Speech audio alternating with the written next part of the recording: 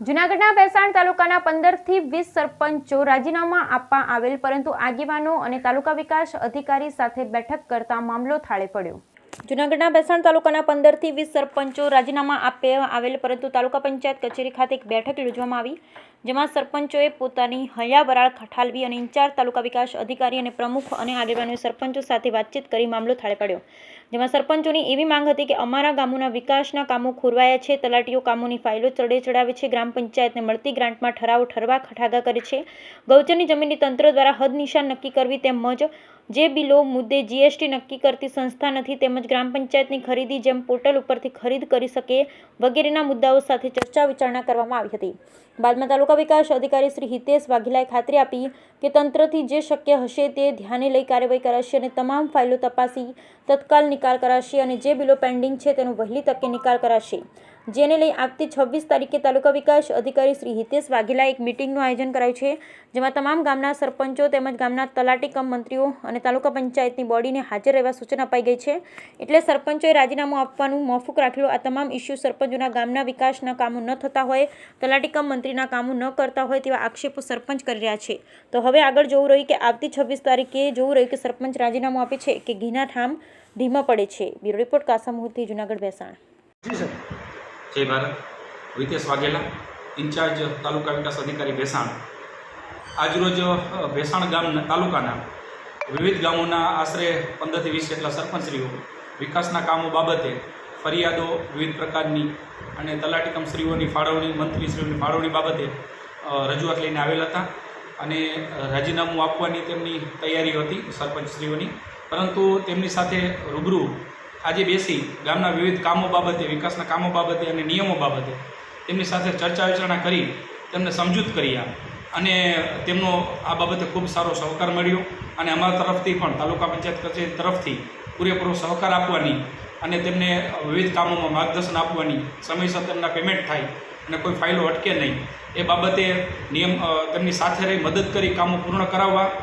સહિતની તેમને બાંહેધરી આપેલ છે અને તે લોકો તમામ સરપંચશ્રીઓ સંમત થયેલા છે। વિવિધ આગેવાનો પણ હતા, તાલુકા પંચાયતના પ્રમુખશ્રી, સદસ્યશ્રી, જિલ્લા પંચાયત સદસ્યશ્રી, તમામ આગેવાનો સાથે સરપંચશ્રીઓની બેઠક કરાવી અને બધા સંમત થઈ જતા આજરોજ એમને રાજીનામું આપવાની જે બાબત હતી એ પરત ખેંચેલ છે અને સંકલનમાં રહીને અને એક સામૂહિક અમે મિટિંગનું પણ આવતા ગુરુવારે તલાટીશ્રીઓ અને સરપંચશ્રીઓની સામૂહિક મિટિંગનું પણ આયોજન કરેલું છે અને તેમાં વિવિધ જે પેન્ડિંગ કામો છે એ પૂરા કરી અને મિટિંગમાં હાજરી આપે અને એડવાન્સથી અત્યારથી આજથી જ શરૂ કરી તલાટી મંત્રીશ્રીઓ એની બાકી ફાઇલો આ તે બધું પૂરું કરી અને આવતા ગુરુવારની મિટિંગ શાંતિથી જાય અને તમામ સંકલનથી કામ કરે તે બાબતે સમજૂત કરવામાં આવ્યા છે અને આ પ્રશ્નનો સુખદ અંત આવેલો છે। જય હિન્દ। 2 મિનિટ। હું રાણપુર ગ્રામ પંચાયત સુરેશ ભેસાવલિયા અને ભેસાણ તાલુકા સરપંચના પ્રમુખ તરીકે આજરોજ તાલુકા વિકાસ અધિકારી અને તાલુકા પંચાયતના પ્રમુખશ્રી અને જિલ્લા પંચાયતના સભ્યો સાથે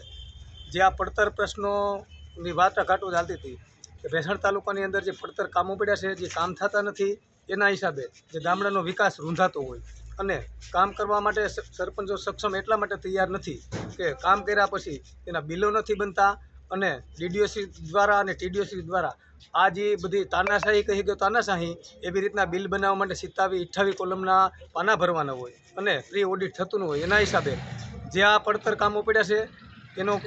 કોઈ કામનો અંદાજ આવતો નથી। એટલા માટે સરપંચોએ આજરોજ જો તાલુકામાં જે બેઠક મળી હતી તેમાં એવું નક્કી કરવામાં આવ્યું છે કે એક પણ સરપંચને વિકાસનું કામ કરવું નથી અને આવનારી 26 તારીખે ટીડીઓશ્રીએ અગત્યની એક તલાટી મંત્રી અને સરપંચની બેઠક બોલાવી હોય તેમાં અત્યારે સહાનુભૂતિ